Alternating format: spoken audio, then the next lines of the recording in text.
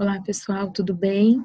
Hoje eu estou aqui para trabalhar com vocês o texto 5, seguindo aí o nosso cronograma da disciplina de gestão escolar. Bom, meu nome é Daniele, eu sou formada em Direito e em Pedagogia. Atualmente eu sou mestranda no programa de pós-graduação em Educação pela UFSCar de Sorocaba. O professor Paulo, ele foi o meu orientador na graduação em Pedagogia e atualmente ele também é o meu orientador no mestrado. Os meus estudos, eles giram em torno das políticas educacionais do nosso país e o meu objeto de pesquisa da minha dissertação de mestrado é a gestão democrática dentro de um conselho municipal de educação aqui da região metropolitana de Sorocaba.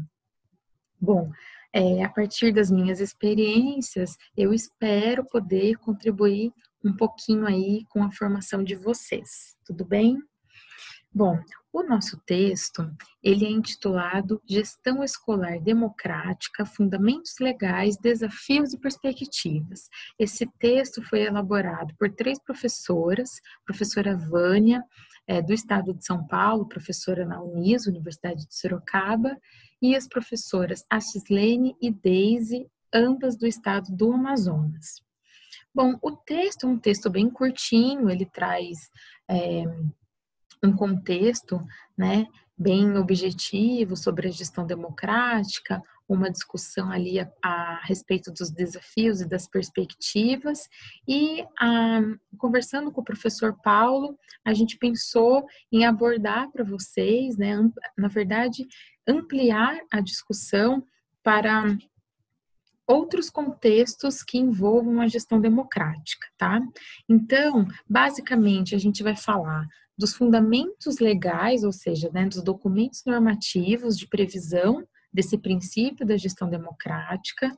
Nós vamos conhecer os eixos norteadores que nós entendemos que fazem parte desse princípio.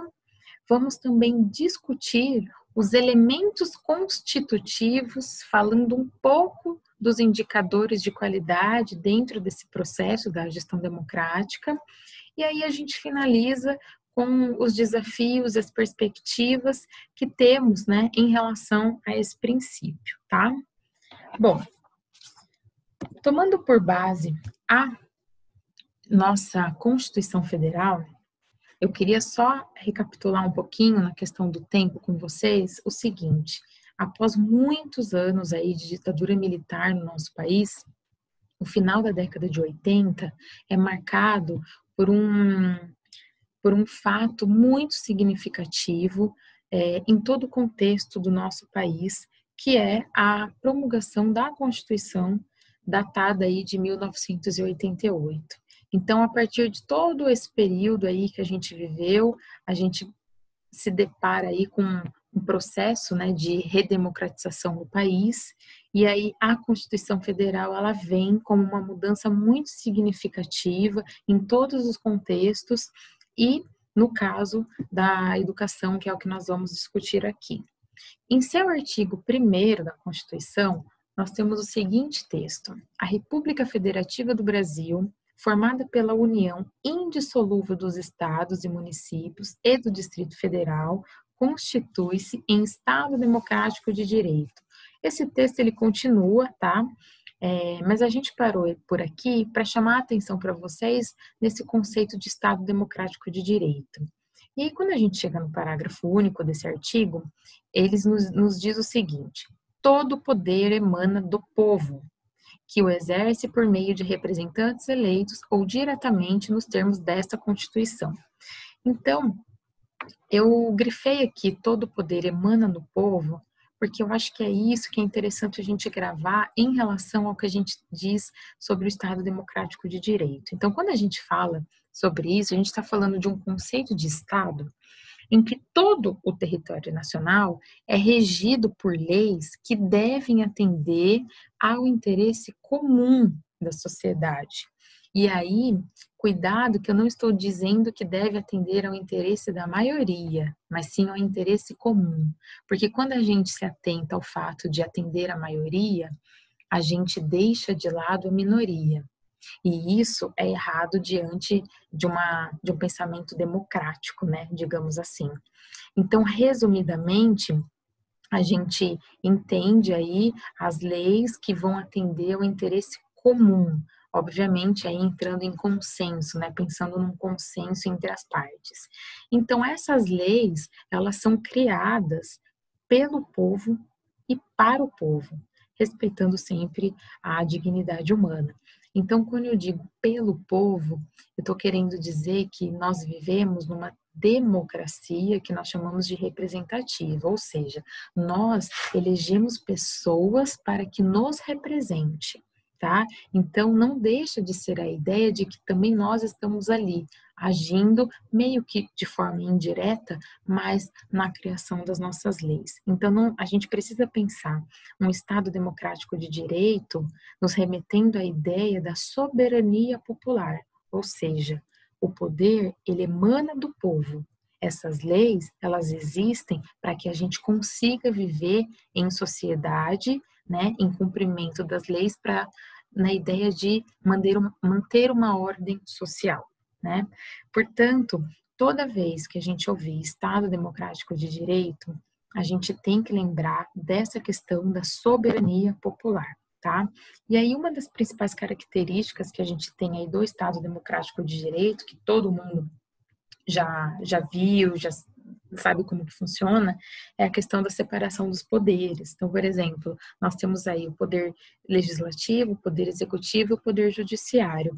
Eles existem de forma independente, né? Eles agem de forma independente, porém, eles devem estar harmoniosos entre si, que é, inclusive, o que a gente acha aí nos próximos artigos da Constituição. E por que isso? Esses poderes, eles existem para garantir, né, exatamente que essas leis sejam cumpridas, que os nossos direitos sejam garantidos, tudo bem? Bom, pessoal, entrando no campo do ensino, o artigo 206 da Constituição Federal, ele diz que o ensino será ministrado com base nos seguintes princípios. E aí nós temos aqui alguns princípios que são elencados, né, como igualdade de condições para o acesso e permanência na escola, a arte e saber, liberdade de aprender, ensinar, pesquisar e divulgar o pensamento, a arte e o saber, pluralismo de ideias, de concepções pedagógicas e coexistência de instituições públicas e privadas de ensino, gratuidade do ensino público em estabelecimentos oficiais, valorização dos profissionais da educação escolar, garantidos na forma da lei, planos de carreira com ingresso exclusivamente por concurso público de provas e títulos aos da rede pública, gestão democrática do ensino público na forma da lei, garantia de padrão de qualidade da educação, piso salarial profissional nacional para os profissionais da educação escolar pública nos termos de lei federal. Bom, antes da gente entrar na questão da gestão democrática, eu queria fazer uma observação em relação à garantia de padrão de qualidade, né? Como todos vocês já devem ter ouvido, o conceito, né, o termo qualidade, ele não é um termo que tem muito consenso, justamente porque ele é um termo subjetivo, né? Quando a gente fala de qualidade, nos remete à ideia de valor. E valor é subjetivo, né? Eu dou valor para determinadas coisas, diferente do que vocês dão, diferente do que outras pessoas dão. Então, a gente enxerga essa questão do valor através de uma ótica da subjetividade. No âmbito da educação, como que a gente tem que pensar numa qualidade de ensino, já que existe essa questão da subjetividade? Então, como que a gente avalia esse tipo de qualidade, né? Uma das coisas que a gente discute bastante é que essa avaliação, ela precisa ser deslocada do foco individual e pensada sobre as questões sociais, sobre os aspectos coletivos. Por quê? Porque a qualidade da educação e a inclusão universal, digamos assim, é entendida como a qualidade da educação socialmente referenciada. E ela é socialmente referenciada quando ela beneficia a todos e não quando ela promove alguns, tá? Então, assim, não se trata, portanto, de uma qualidade total aplicada à educação, mas da qualidade interior ao processo educativo para todos. Então, é importante que a gente tenha essa ideia do que é a qualidade da educação socialmente referenciada, porque isso também nos ajuda a compreender melhor o princípio da gestão democrática. Então, nós vemos que aqui na Constituição, a gestão democrática ela é vista como um princípio, e aí dentro desse princípio a gente possui alguns eixos norteadores que nos ajudam aí a compreender melhor como que acontece todo esse processo em todas as redes, estabelecimentos de ensino.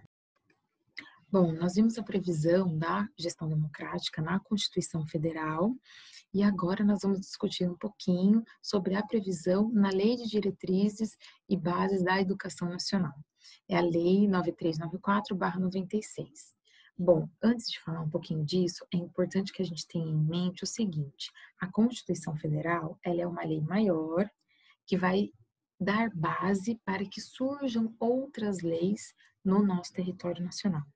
Então, ainda que a gente encontre na Constituição o nosso direito à saúde, à educação, à segurança, à liberdade, não basta apenas o direito estar expressamente ali.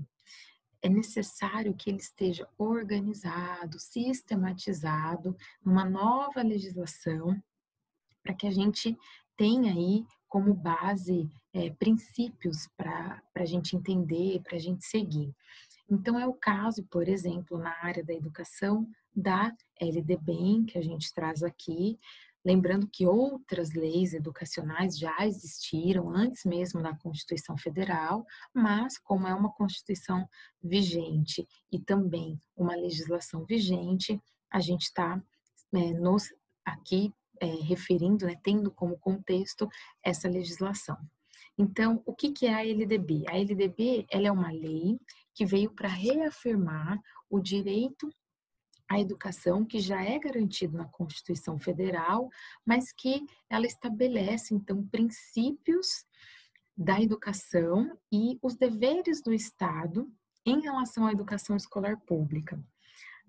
Definindo, portanto, as responsabilidades entre os estados, entre os municípios, entre a União, entre o Distrito Federal, no que a gente chama de regime de colaboração entre os entes federativos.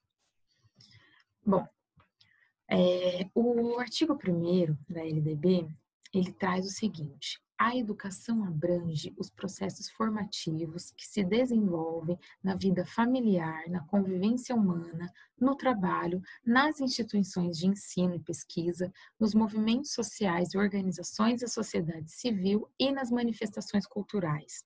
O parágrafo 1º diz que essa lei disciplina a educação escolar que se desenvolve predominantemente por meio de ensino em instituições próprias. E o parágrafo 2º aponta que a educação escolar deverá vincular-se ao mundo do trabalho e à prática social.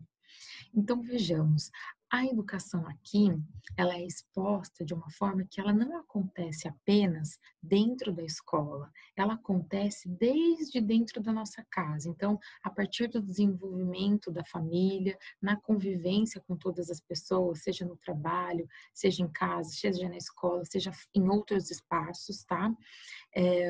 Dentro dos movimentos sociais, nas organizações da sociedade civil, ou seja, em todos esses contextos, em todos esses espaços e contando com todos os sujeitos. E quando a gente diz que a educação escolar ela deve vincular-se ao mundo do trabalho e à prática social, o que a gente está dizendo? A gente entra na escola visando também ter uma formação para que, assim que essa formação finalize, nós estejamos aptos, né, a entrar ao mundo do trabalho.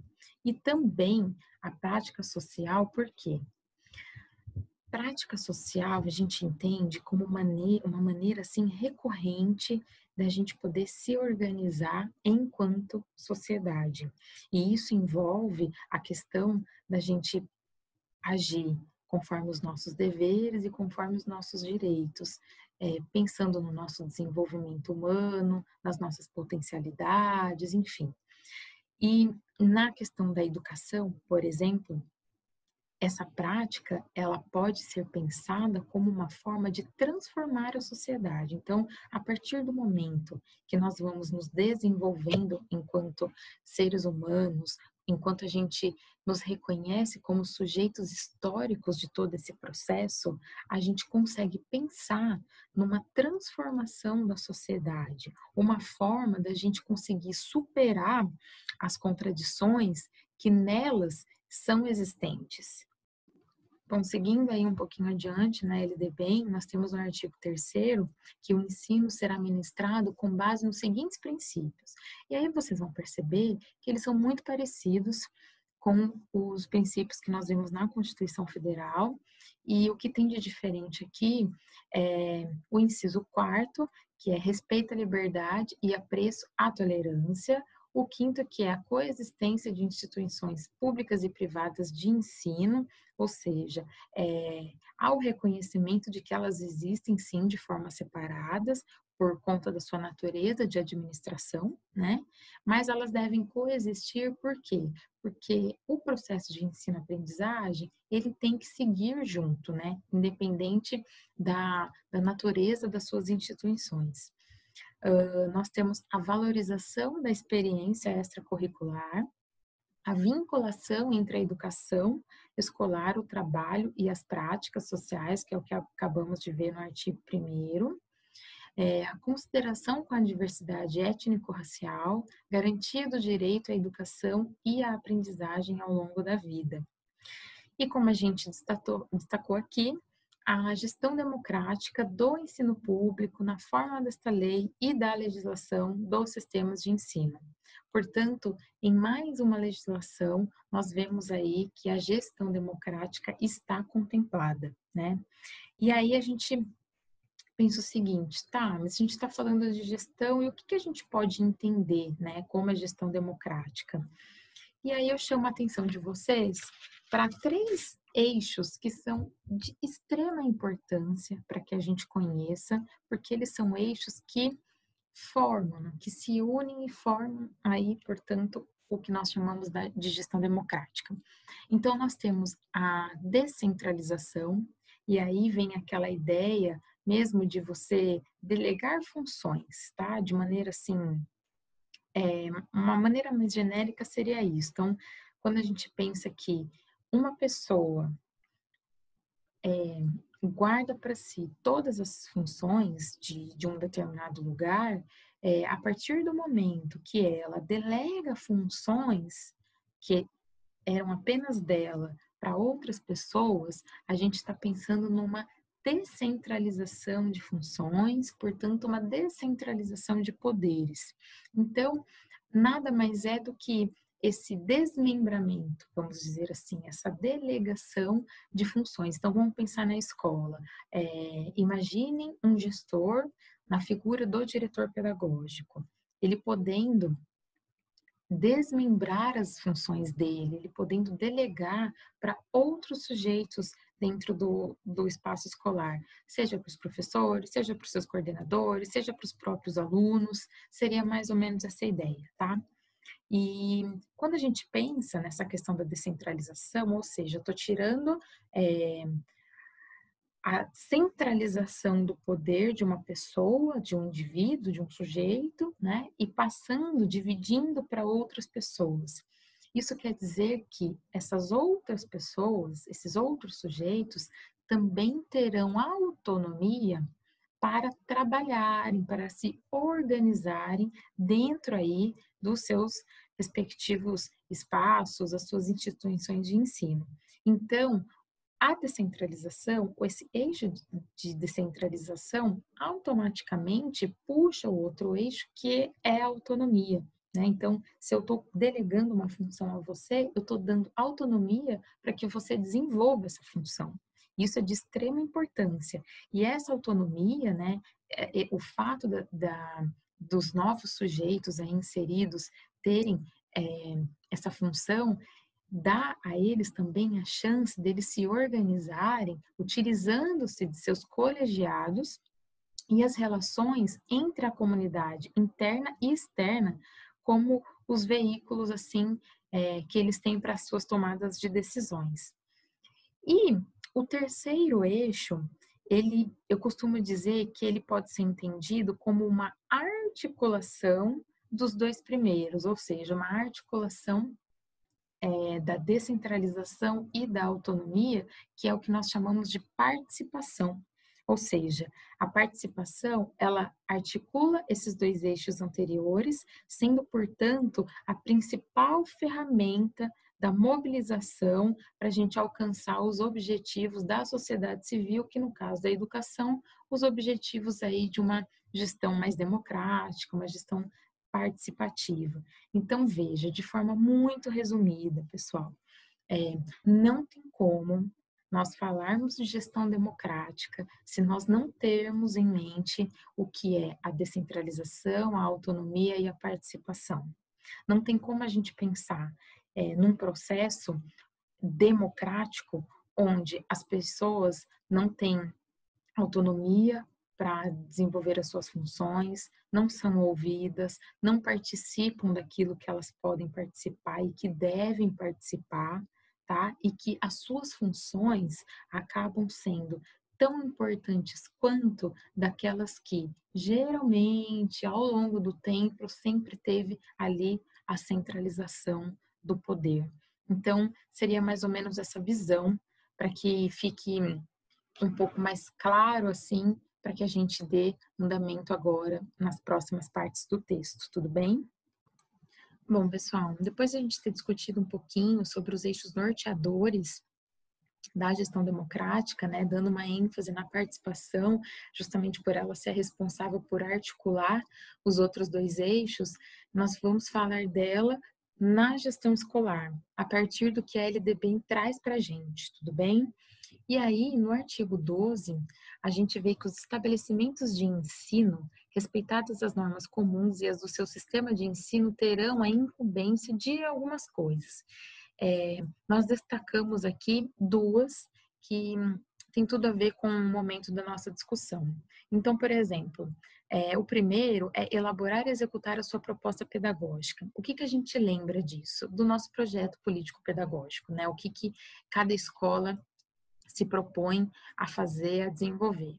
Então, nós sabemos que toda escola precisa ter esse projeto político-pedagógico e não tem como a gente pensar na elaboração desse projeto, na existência desse documento, sem se pautar pela participação de todos os atores envolvidos, né? Vamos pensar que um gestor faça sozinho um projeto desse.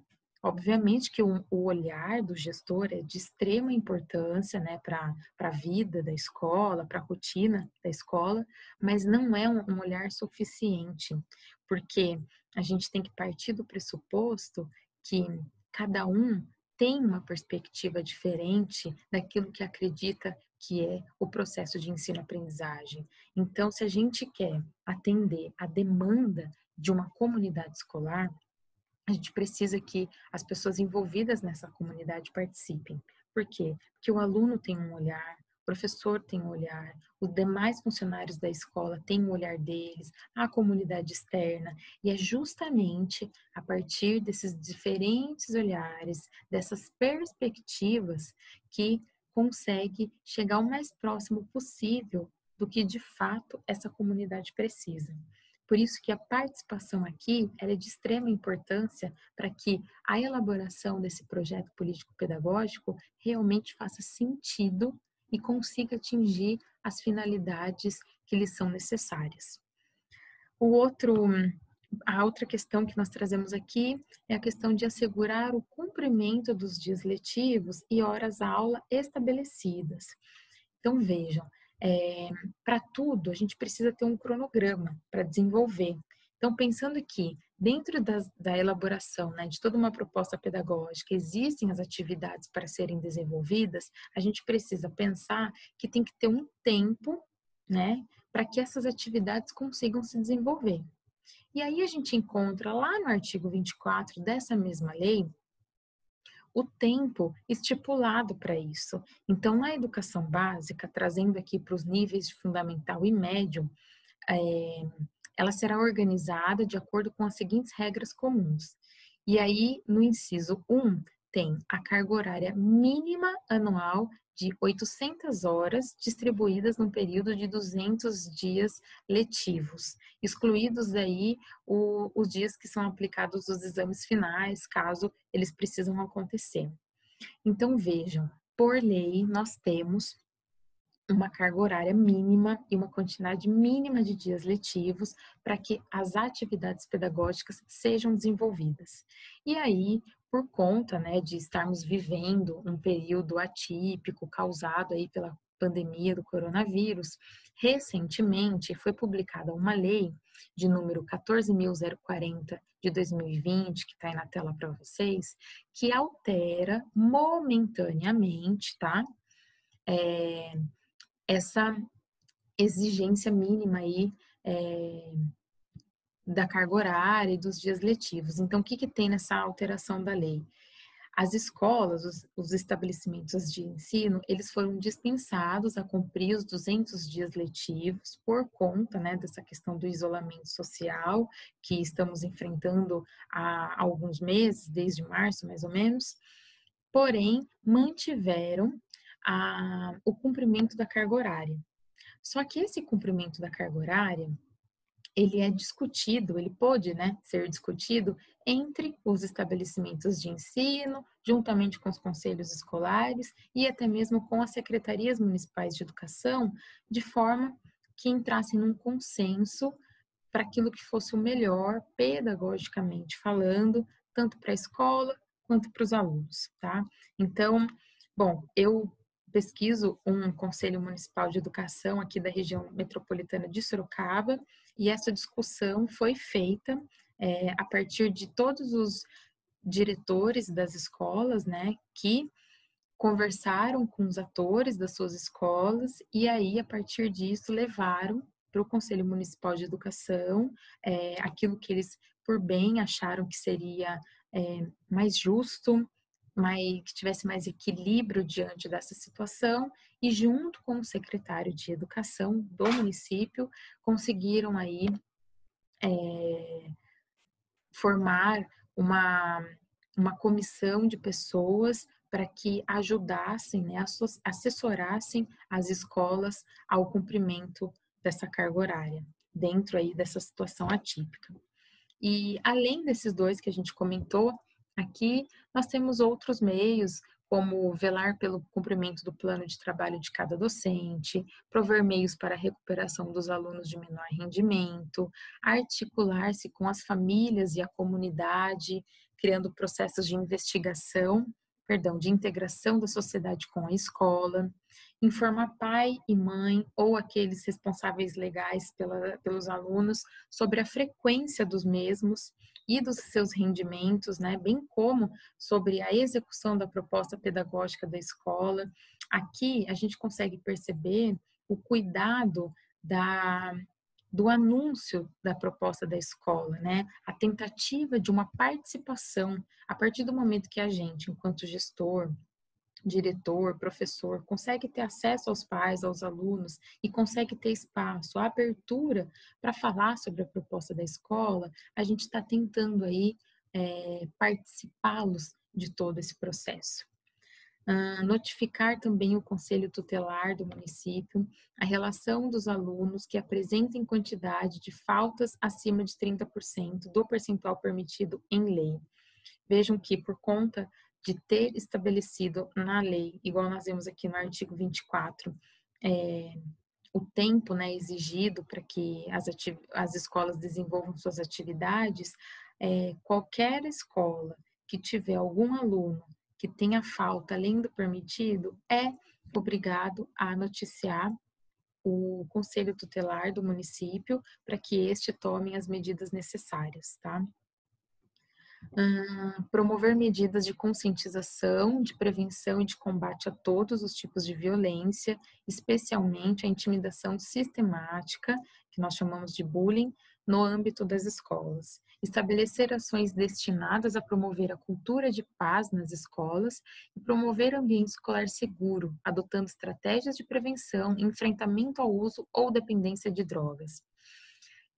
Eu não sei se vocês perceberam, mas em cada um desses últimos incisos aqui, existe ao final deles uma observação que diz incluído pela lei número tal. Por que que isso acontece? Vamos pensar que essa lei que a gente está tratando, que é a Lei de Diretrizes e Bases da Educação Nacional, ela foi efetivada no ano de 1996. Naquele ano, nós tínhamos um determinado contexto escolar, né, nível nacional. Pensando que nós vivemos numa sociedade que está em constante transformação, outros contextos vão surgindo e novas discussões precisam ser feitas. Então, toda vez que surgir algum assunto que tenha que estar estipulado em lei, mas que vai ser incorporado por alguma que já existe, vai ter essa observação. Então, para que vocês não se sintam muito perdidos quando estiverem lendo algum texto normativo, independente de qual área que seja, e aparecer isso daqui, para vocês poderem se situar melhor, basta clicar nessa lei específica que aparece, que vai aparecer a lei na íntegra e bem no início dela vai estar lá escrito do que se trata a lei, né? E aí vocês conseguem contextualizar e entender por que determinados incisos foram incluídos em determinados artigos, em determinadas legislações, tá bom? Bom, continuando aqui sobre a incumbência agora, por parte dos docentes. O que traz a lei para nós? Os docentes incumbir-se-ão de participar da elaboração da proposta pedagógica no estabelecimento de ensino, ou seja, é aquilo que a gente estava falando agora. Nós, enquanto docentes, precisamos ter o interesse de entender qual que é a proposta pedagógica da escola em que estamos atuando. Senão, a gente acaba por ministrar algumas aulas que às vezes não fazem muito sentido. Obviamente, a gente vai ter cuidado com o conteúdo que vai ser passado para os alunos, pela troca de experiências e tudo mais, mas isso não é suficiente, pessoal. A gente tem sempre que ter esse cuidado, principalmente quando a gente está pensando no âmbito de uma gestão democrática. Eu preciso entender qual que é o contexto daquela escola, senão, muitas vezes, o que eu acho que o aluno tem que aprender pode não fazer muito sentido para ele. Tá? Então é importante que a gente tenha esse cuidado. Elaborar e cumprir plano de trabalho segundo a proposta pedagógica do estabelecimento de ensino. Zelar pela aprendizagem dos alunos. E aqui, quando a gente fala zelar pela aprendizagem, não é no sentido do tipo, os meus alunos precisam ser os melhores e precisam obter as melhores notas. Zelar pela aprendizagem dos alunos, é zelar também pela sua individualidade. Aí a gente vai pensar, nossa, mas na minha sala terão 30, 40 alunos, como que eu vou zelar pela individualidade de cada um? Realmente, é muito difícil mesmo. Às vezes a gente não consegue, mas independente disso, a gente não pode deixar de ter um olhar mais humano, um olhar de uma aprendizagem que faça realmente diferença no sentido para aquele aluno. Não necessariamente que ele seja um aluno nota 10, mas que pelo menos ali, dentro da sala de aula, ele conseguiu entender pelo menos o contexto daquilo que você está se propondo a compartilhar com eles. Estabelecer estratégias de recuperação para os alunos de melhor rendimento. A mesma coisa, se você está zelando pela aprendizagem dos alunos, você também está prestando atenção naqueles que estão com um grau de dificuldade maior.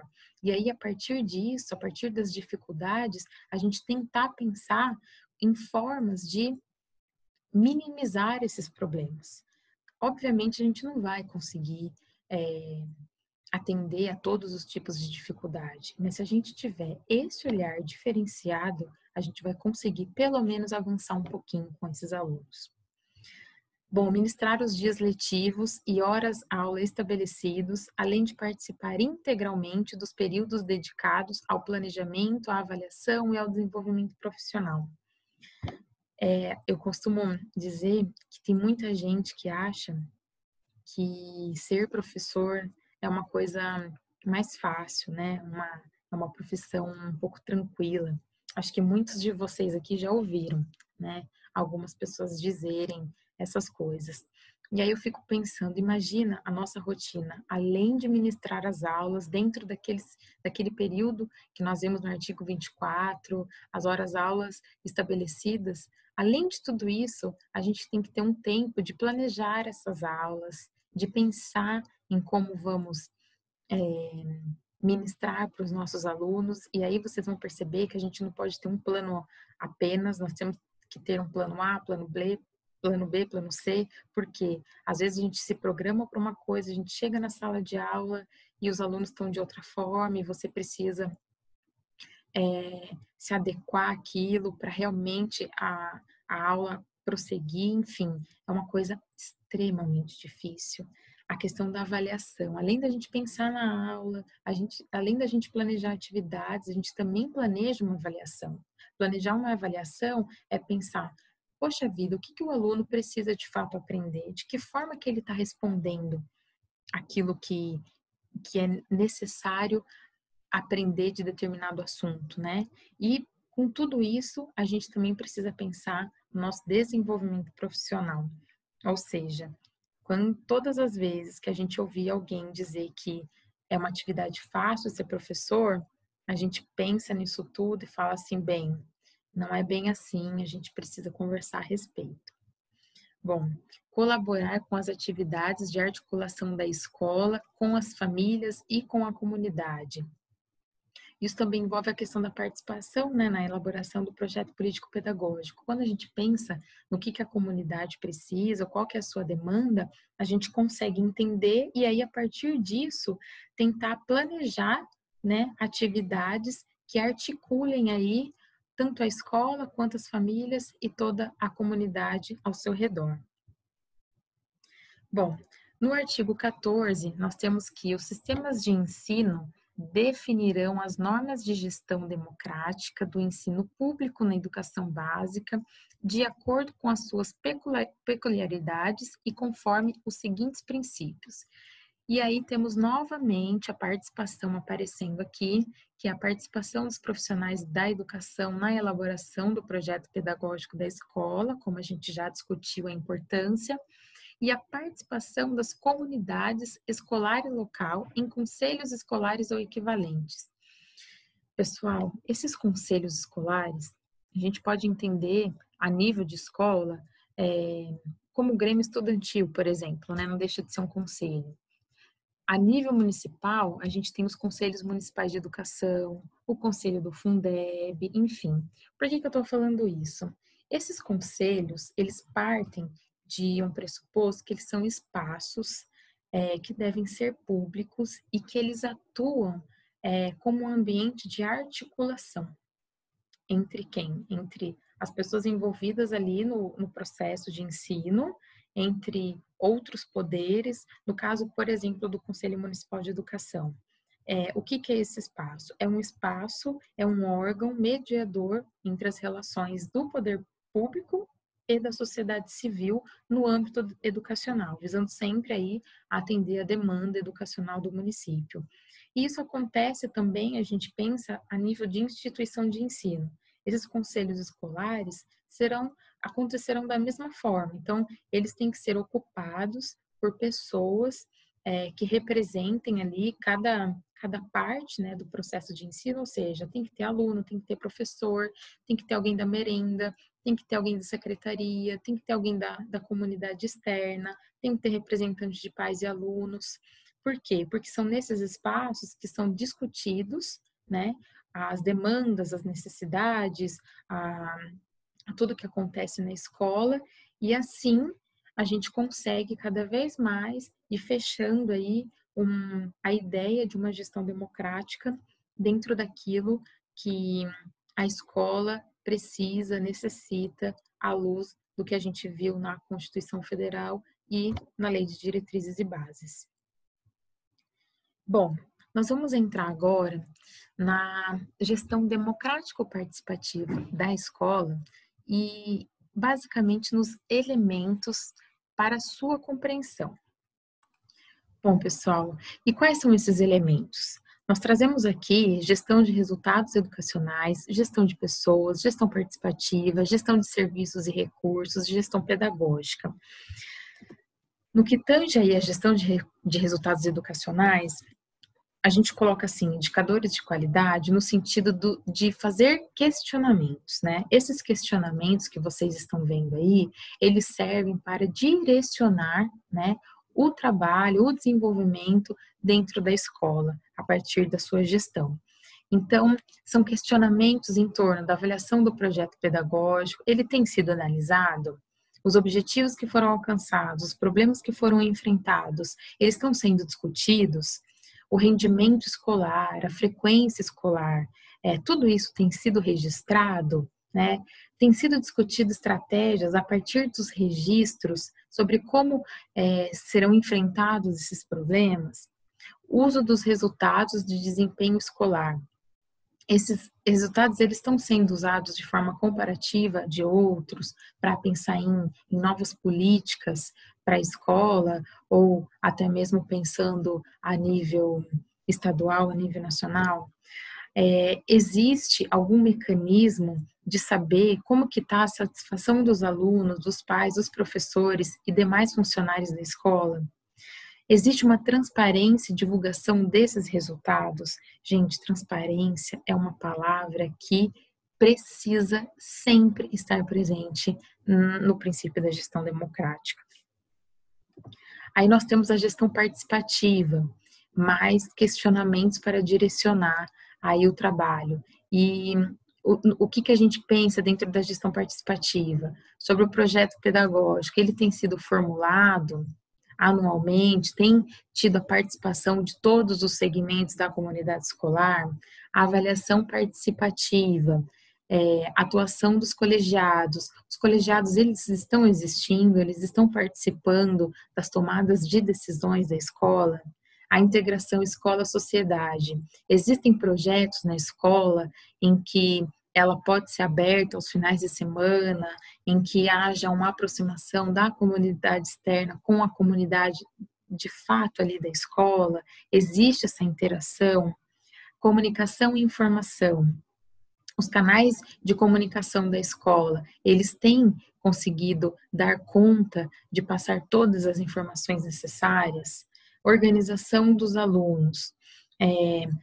Existem práticas aí bem-sucedidas de estímulo e apoio à organização dos alunos para que eles atuem conjuntamente, de forma solidária, de forma cooperativa, não só nas atividades propostas pedagógicas, mas pensando aí em todo o ambiente da comunidade escolar. Na gestão de pessoas, outros questionamentos que versam sobre a visão compartilhada, o desenvolvimento profissional, ou seja, uma questão muito importante, porque o desenvolvimento profissional, ele acarreta também em novos projetos, em novas possibilidades, né, de desenvolvimento dos alunos, dos resultados das escolas, clima organizacional.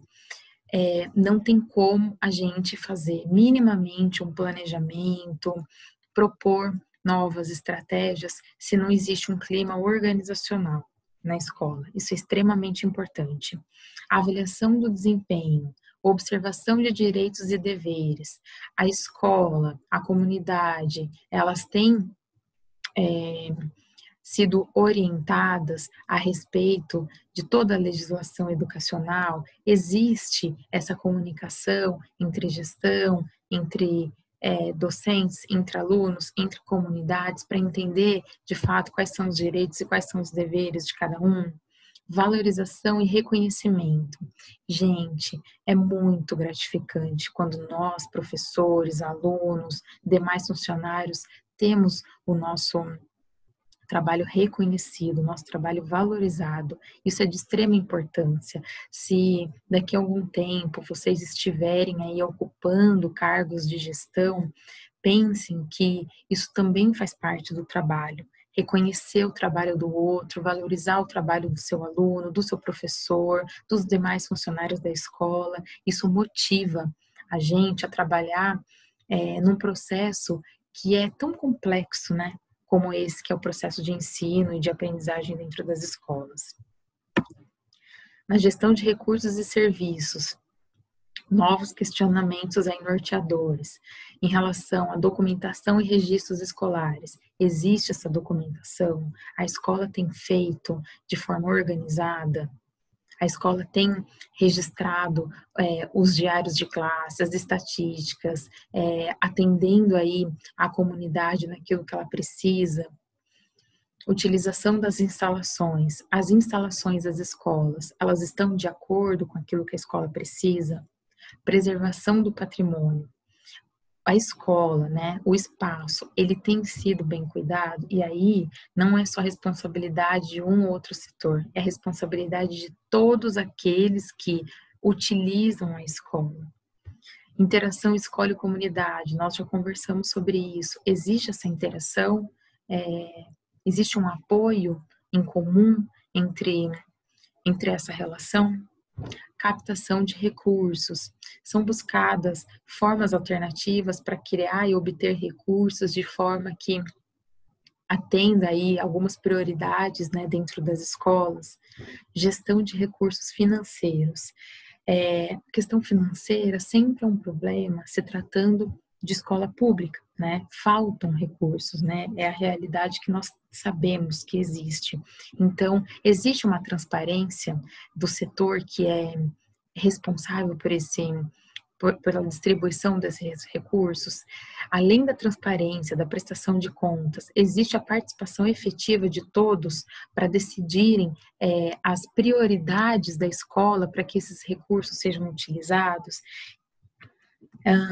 Na gestão pedagógica, outros questionamentos versando na questão da proposta curricular contextualizada. Essa proposta, ela é atualizada pelos professores, ela é atualizada com os alunos, pensando na comunidade e não só, levando também em conta tudo aquilo que está previsto nas legislações. Monitoramento da aprendizagem, inovação pedagógica, inclusão com equidade. A gente estava falando agora há pouco, a questão da qualidade da educação socialmente referenciada, lembram? Não tem como pensar numa educação sem pensar numa inclusão universal. Então, é o que a gente propõe aqui, né, a essa reflexão. Planejamento da prática pedagógica.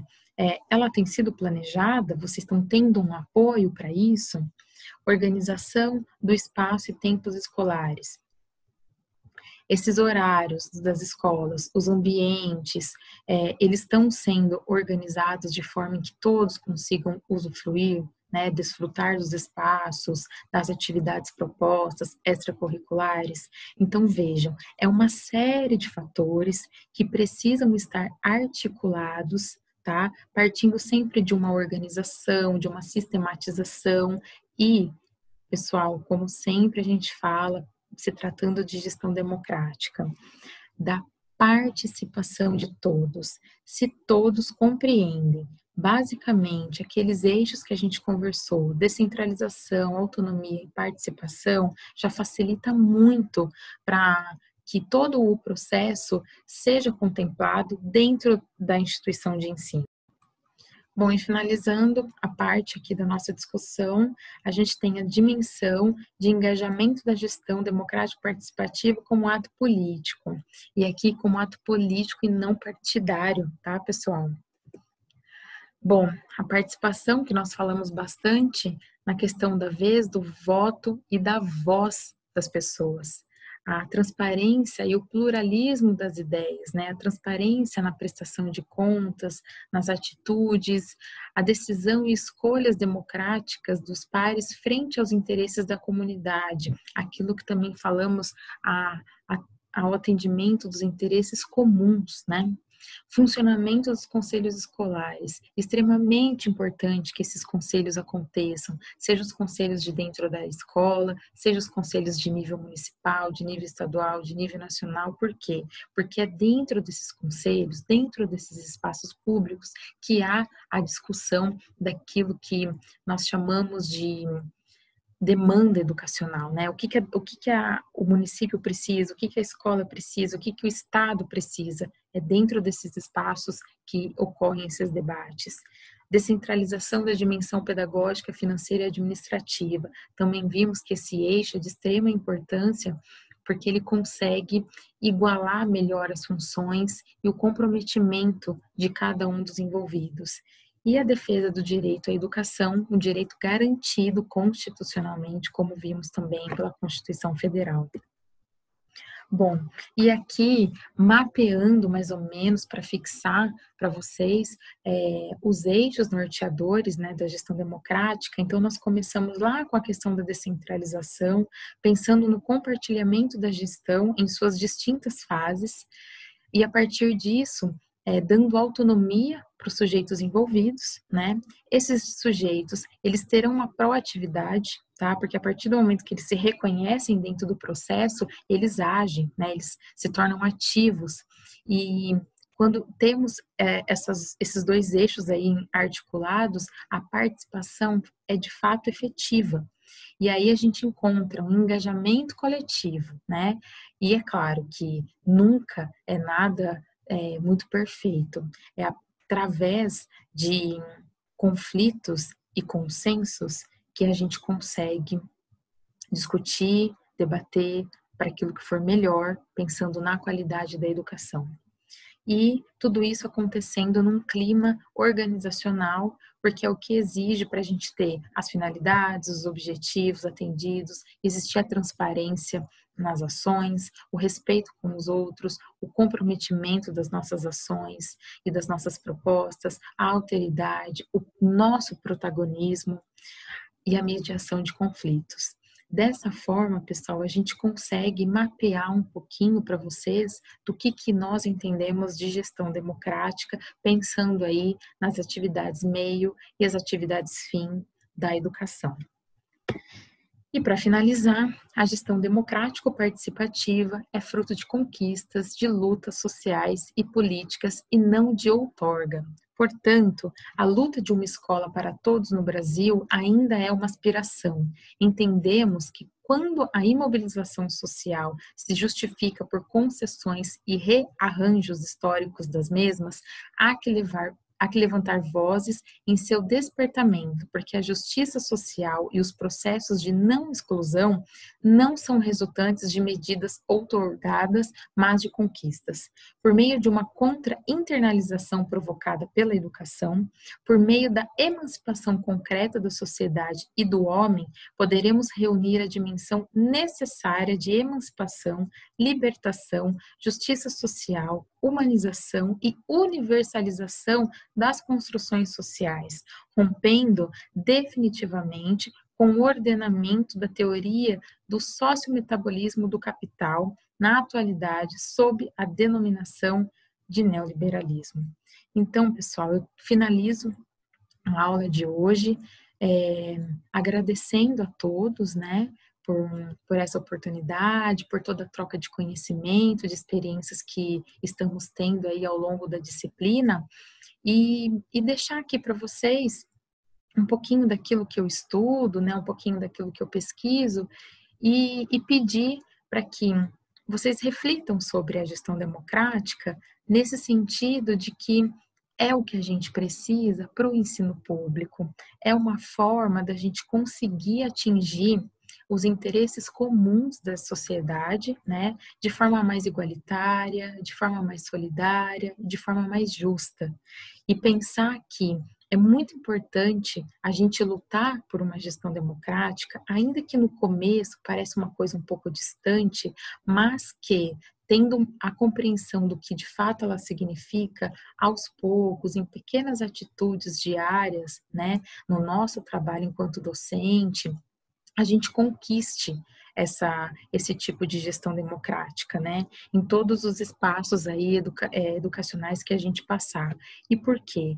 Porque a gente viu aqui que essa gestão democrática, ela é um fruto de muita conquista, de muita luta social, né? E tem um porquê para isso existir, que é aquilo que eu acabei de explicar. É sempre a gente buscando uma sociedade em que tenhamos uma educação para todos, né? Universalizada, de forma mais justa, de forma que a sociedade seja mais solidária e que a gente consiga formar, né, cidadãos mais críticos, pensando sempre na transformação social e na superação dessas contradições que enfrentamos. Tudo bem?